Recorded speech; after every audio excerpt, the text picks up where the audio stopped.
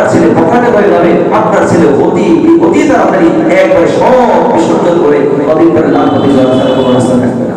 এই জন্য মোহতারাম হাজিরিন, বুঝে শুনে পয়সা থাকলেই যে খরচ করতে হবে, আরে পয়সা থাকলেই যে বিভিন্ন রকমের খাবার আমাকে ইন্তজাম করতে হবে। মাঝখানে মাঝে মাঝে আমরা অনেক বাড়াবাড়ি করে ফেলি। এই যে সামনে রমজানুল মুবারক আসছে, এই রমজানুল মুবারকে এক একজন ইফতারির মধ্যে আমরা লক্ষ লক্ষ টাকা মাসে আমরা খরচ করে ফেলি। এমন কতগুলো ইন্তজাম করি যে কেউ ঝিও দেখে না। আমি আপনি সবাই জানি যে রোজাদার অবস্থায় এত খাওয়া সম্ভব না, কিন্তু এত বড় ইন্তজাম না করে সামান্য ইন্তজাম করতাম যেটা খাওয়ার উপযুক্ত, সবাই তৃপ্তি সহকারে খাবে। বাকিটা যদি একটু গরিবের মাঝখানে আমরা বিতরণ করতাম, একটা রোজাদারের মাঝখানে যদি আমি বিতরণ করতে পারতাম, ওই রোজাদার কতই না পরিতৃপ্ত হতো, আমার জন্য দোয়া করতো। আরে নবী আলাইহিস সালাম বলছেন, তোমরা রমজানুল মুবারকে প্রতিদিন তোমরা একজন মেহমানকে খানা খাও, একজনকে রোজাদারকে ইফতার করাও। আল্লাহ রাসূল সাল্লাল্লাহু আলাইহি ওয়াসাল্লাম বললেন যে একজনকে যদি রোজাদারকে ইফতার করাও, আল্লাহ ওই রোজাদারকে যেই পরিমাণ নেকি দিয়েছে, আল্লাহ তোমাকে সেই পরিমাণ নেকি দিবে।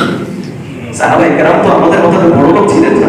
ইয়া রাসূলুল্লাহ, একজন মানুষকে পরিপূর্ণভাবে ইফতার করানো আমাদের সামর্থ্য নেই।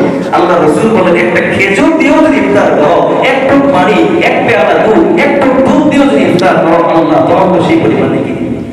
মোহতারাম হাজিরিন, আমি ওই চিন্তাটা করি, আমার এত ইফতার, আমি এখান থেকে যদি আমি 1000 টাকার ইফতার না কিনে 100 টাকার